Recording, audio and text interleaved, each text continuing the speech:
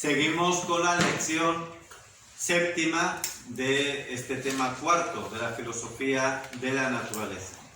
Y decíamos que Santo Tomás, a partir de la idea del concepto judeocristiano de la creación de la nada, cambia de manera radical, de manera muy profunda, la filosofía de la naturaleza de Aristóteles, que sabemos es quizás el principal referente filosófico de Santo Tomás. Y esto implica otra serie de cosas. Por ejemplo, el ser creado, según Aristóteles, se caracteriza por su contingencia. Esto es común también con Santo Tomás y con los cristianos. Es decir, ningún ser creado es necesario. Es así, pero podría no haber sido. Ninguno de nosotros siquiera somos necesarios, podríamos no haber existido. Existimos de hecho, pero podríamos no haber sido. El único que es necesario es Dios. Y en Él, en Dios y solo en Dios, esencia y existencia se identifican. Esto quizás suena un poquito abstracto, piénsenlo, pero solo en Dios, esencia y existencia se identifican. De hecho, en la Biblia a Dios se le define el que es. Y ese verbo ser, pues en muchos idiomas es lo mismo que existir. Nosotros lo diferenciamos, ¿no? Pero en muchos idiomas es lo mismo. Las criaturas, por el contrario, no tienen en sí mismas su significación profunda. Es decir, en lo más íntimo de su ser, esto es una pregunta filosófica, dependen de Dios, que es su causa permanente. Y esta contingencia, esta dependencia de Dios, se expresa con mayor precisión diciendo que en toda criatura su esencia es distinta a su existencia. Es uno de los principios tomistas más importantes. Por tanto, a partir de este diálogo y de esta aportación de la teología cristiana y en particular de Santo Tomás, hay una serie de elementos que se van a incorporar a la filosofía de la naturaleza, que son los que vamos a ver ahora, ¿no? Lo que hemos llamado la revolución de la filosofía cristiana de la naturaleza a partir de Santo Tomás. Primera aportación. Mientras que Aristóteles considera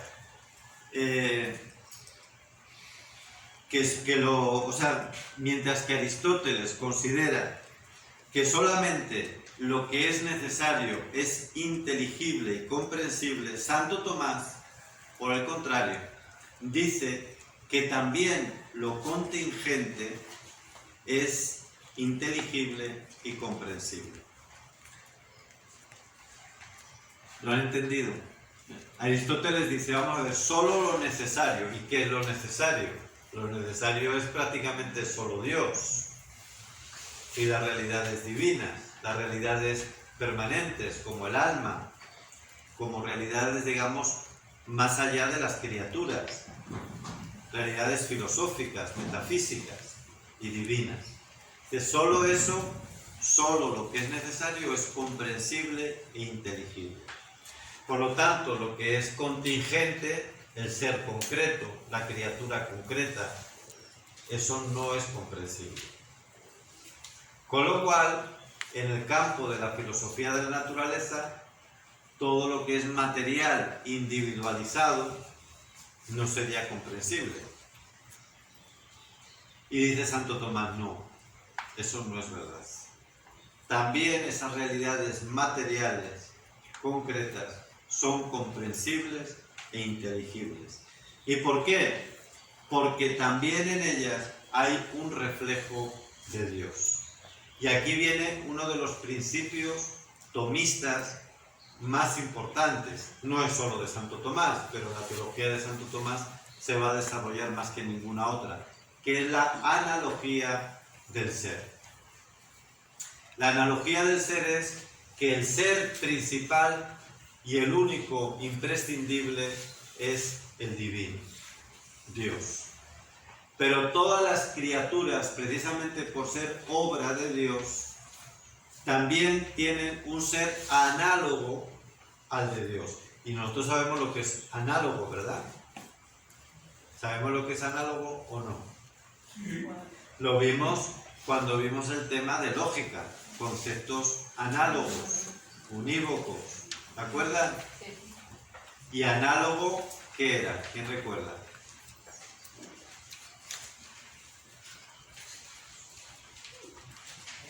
En este caso, Se dice lo mismo, pero de distinta manera.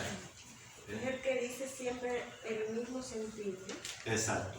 Pero tienen distinta manera de realizarse. Es decir, todos tienen ser y el ser además les proviene de Dios, pero cada uno realiza el ser en un grado o en una manera distinta. No es lo mismo el ser supremo de Dios que el ser recibido, criatural de todos nosotros.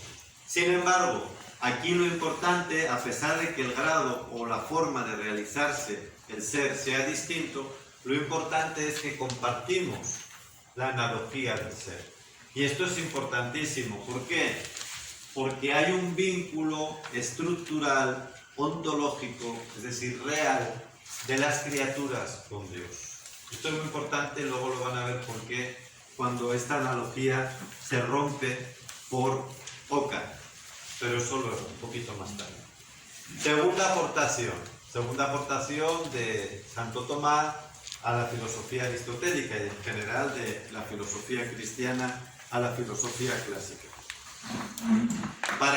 Para Aristóteles, la materia, como no puede existir sin la forma, no contiene en sí misma ninguna inteligibilidad. Es muy parecido a lo anterior, ¿no? Lo que es contingente no es comprensible. Lo que no tiene, como la materia no puede existir por sí misma, porque tiene que existir siempre con la forma, entonces no es inteligible. Solo la forma, ya veremos luego qué es materia y forma, quédense ahora, la forma es el principio que actualiza esa materia, que le da sentido a la materia, que le hace una forma, o sea, que le da una característica específica.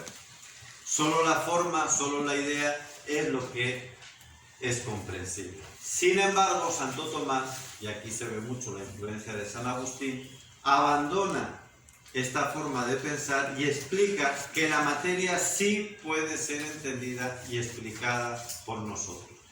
¿Y por qué es esto importante, esta aportación tomista? Porque se está valorizando la materia, mientras que el pensamiento griego, que tiene siempre ese matiz también dualista, ¿no? Ese un poco desprecio a la materia, y no tanto en Aristóteles, en Platón mucho más. Platón decía que el cuerpo es la cárcel del alma, por este desprecio a lo material, a lo corporal, pero aquí también se debe a Aristóteles este mismo desprecio a lo material. Santo Tomás no, dice no, la materia también es comprensible, es inteligible. ¿Y por qué es esto importante? Porque esto va a estar, de hecho está en la base del desarrollo científico de manera sistemática que nace precisamente en este tiempo de la Edad Media. Es verdad que la Edad Media no es el tiempo de los grandes descubrimientos o invenciones científicas. Es verdad que va a ser luego, siglo XV, XVI y en adelante, eso es cierto. Pero nada nace por casualidad. Las bases de ese desarrollo fecundo de la ciencia las ponen principios como este que estamos viendo de Santo Tomás. Cuando se valoriza la materia y se dice, no, la materia también es objeto de investigación, de comprensión. No es como decían los griegos, que la materia no importa porque es estática, porque además sin la forma no es comprensible, entonces quedémonos solo con las ideas, es decir, con lo filosófico, pero no importa la materia en sí. Santo Tomás rompe ese dualismo y dice que la materia también hay que investigarla. Y de ahí viene el arranque de la ciencia y de la investigación contemporánea. Tercera aportación. El cambio más importante, o la aportación más importante tomista, con todo lo que ya hemos dicho, se refiere a la concepción misma del universo, a la manera de concebir el universo. Y no me refiero ahora al tema astronómico, de dónde están los planetas, de cuáles son los satélites, no me refiero a eso. Me refiero a la significación en sí del universo. ¿Cómo es el universo? ¿Cómo es? Según Aristóteles, esta corriente clásica griega, el cosmos, el mundo, es algo cerrado en sí mismo, limitado, finito, que además no tiene historia, que siempre es el mismo, estático. Lo único que cambia es el movimiento cíclico, lo único que se mueve es un movimiento cíclico. Y además, como hemos dicho, es un universo que existe desde siempre acoplándose a la divinidad, pero como realidades que no se compenetran, no interactúan, simplemente están la una al lado de la otra. En la concepción cristiana, no viene solo de Santo Tomás, él lo racionaliza, lo explica mejor, pero en la concepción cristiana, el universo, sin embargo, no está estático, no es simplemente un movimiento cíclico, sino que está dentro de una historia, está orientado hacia un final escatológico, que además ese final o ese camino escatológico está marcado también por la encarnación del Verbo. Y esto cambia radicalmente la forma de concebir el mundo. ¿Cómo es ese nuevo mundo que nace de esta visión cristiana y tomista? Pues por una parte, Santo Tomás dice, es un mundo que viene por un movimiento descendente, exitus, salida. El mundo emana de Dios y de él extrae su sabiduría creadora y su significación. Pero a la vez ese mundo tiende otra vez a volver a Dios, reditus. Es el universo que siempre está empujado a remontarse hacia su autor y solo en él encuentra su verdadero significado. Es por lo tanto un mundo que camina con dos movimientos, con dos ritmos, ¿no? El descendente y el ascendente. Sale de las manos de Dios, pero vuelve perfeccionado de nuevo a Dios. Por eso se dice, lo acabamos de ver ahora en la vigilia pascual, cuando hemos bendecido el cirio pascual, se dice Cristo, alfa y omega. Son las dos letras con las que alfa, la que empieza el abecedario griego, y omega con el que termina, que significa que en ellas está incluida todo. Alfa, principio, omega, final. El mundo sale de Dios, alfa, y vuelve a Dios. Exitus y reditus. Y por supuesto, esto implica que el mundo, si está en este movimiento, que no es simplemente repetitivo, sino que es historia, que es construcción, que es un camino, significa que hay que valorizarlo al máximo. Porque lo que hagamos en él y con él, pues nos jugamos nuestro propio destino y nuestra propia salvación. También con la materia, porque es parte consustancial de este mundo. Por eso es un cambio radical en la filosofía de la naturaleza. Vamos a dejar aquí esta lección.